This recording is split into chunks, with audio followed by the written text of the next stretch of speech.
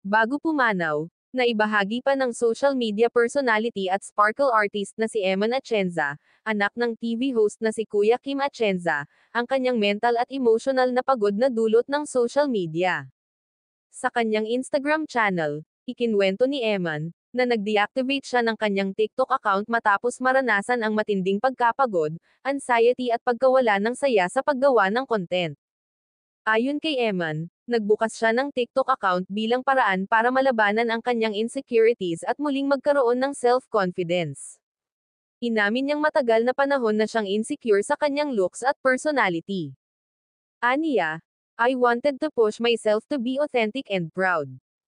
Ngunit kasabay ng kasikatan, dumating din ang mga masasakit na komento mula sa ilang netizen.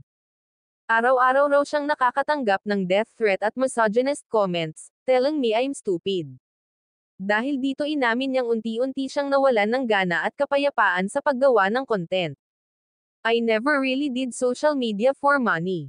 My main compensation was always the joy and passion I felt when posting, which has been fading.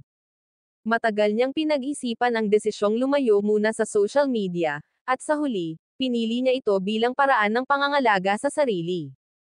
I feel excited but also anxious and dreadful knowing there's going to be some hate I'll have to force myself to ignore. I just need to recenter my thoughts, reset my values, and clear my head of the dread. Just need to breathe a bit and take a break. Sa kabila ng lahat, nagpasalamat si Eman sa kanyang mga followers na nakatulong sa kanya upang mabuong muli ang kanyang kumpiyansa sa sarili. It's been a great journey.